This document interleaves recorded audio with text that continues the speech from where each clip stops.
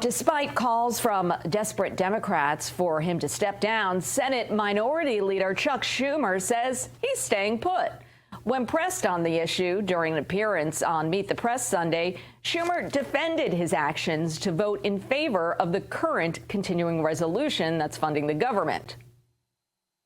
Look, I'm not stepping down. And let me just say this, Kristen. I knew when I cast my vote against against the government shutdown that there'd be a lot of controversy, and there was. But let me tell you and your audience why I did it, why I felt it was so important. The CR was certainly bad, you know, the continuing resolution, but a shutdown would be 15 or 20 times worse. Reaction. Let's bring in Bobby Eberle. Bobby is the host of the 13-minute News Hour, and he joins us now live. Good morning, Bobby. How are you? Good morning, Allison. Good morning, Terrence. I'm doing great. I am ready to go. There's excitement that Congress is back, the House is back, so there's a lot going on. And always something to talk about with Chuck Schumer. Oh, yeah. Well, Schumer's response came as former Speaker of the House, Nancy Pelosi, criticized his approval of the CR.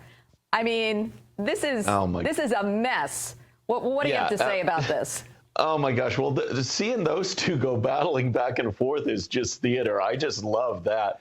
But Schumer really was in a bad spot because I actually agree with him. I mean, if they would have gone for the shutdown, you've seen how these narratives, nothing really happens with the government. It continues to go on. But the narrative, the public messaging with the Democrats being in such bad shape right now, I think would have done even more damage. But again, you know, he's in the leadership role. I mean, look at all of us. We hated Mitch McConnell for forever, and he kept going and going and going. So I really don't think Chuck Schumer's in any real danger. But to see the wailing and gnashing of teeth right now is pretty fun. But you know what I think? Bobby, the messaging, Terrence, I think the messaging is so sloppy right now. Yes. Right. And I was just going to add that you're right. You know, publicly, this probably wouldn't have been a shutdown, probably wouldn't have been benefited Democrats. But one of the things that Chuck Schumer went on to say is that, yeah, it would have been 15 to 20 times worse. Caveat here, he added, only because it would have given President Trump a blank check. President Trump would have been in control. So this is another case of Trump derangement syndrome. This isn't about doing the right thing for the country. This is about handcuffing President Trump. That's why he voted for it.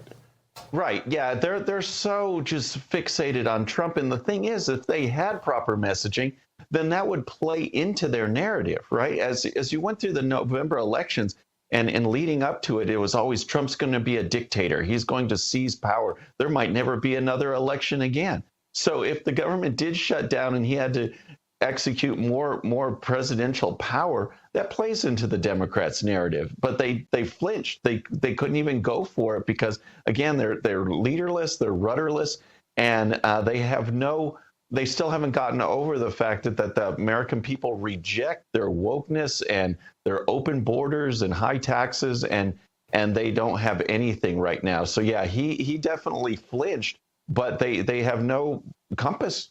They are completely lost right now. No, you're absolutely right. And I think that also extends to not just the Democrats on Capitol Hill, but also Democrats in rank and file on the street. President Trump has even suggested recently that Tesla vandals be arrested, and he's even called them terrorists. He wants to send them to El Salvador's mega prison. That, of course, is the prison where more recently he sent Tren de Aragua members. The president wrote on Truth Social, and this is a quote, "Perhaps they could serve them in the prisons of El Salvador, which have become so recently famous for such lovely conditions." So what do you make of this? Is this a deterrence? Is this President Trump just floating something out there for attention, or could this potentially happen? Well, I think it's good deterrence, and it's the polar opposite, right, of what we saw during the Biden administration or during the riots in 2020, where everyone was given a free pass. You know, you had the fiery but mostly peaceful protests and videos like this. I mean, there was billions of dollars of damage. Law enforcement officers were actually killed, and people were given just a free pass. So now to come in and say, hey, we're going to follow the law. And not only that, we're going to make sure that this law is applied and that punishments are dealt out, whether they end up in the mega prison or not. People need to know that you can't do this.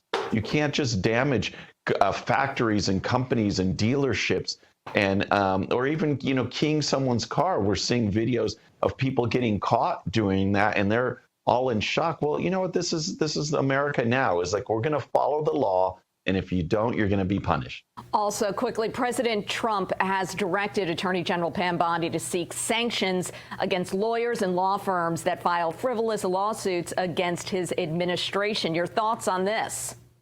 Well, I think it's great because actually it's against the law for them to do what they're doing. You can't file lawsuits that just needlessly delay or needlessly harass. And that's what's going on right now. The numbers against Trump are just astronomical compared to Biden, compared to Obama. They are trying to run the presidency through the courts, and that's got to stop. Absolutely. Well, Bobby Eberle, thank you for joining us this morning. We appreciate it.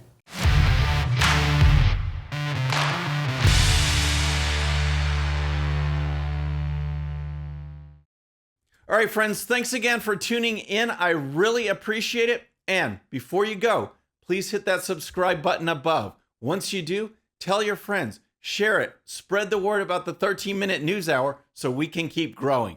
And for more great content, check out these videos right here, and I'll see you next time.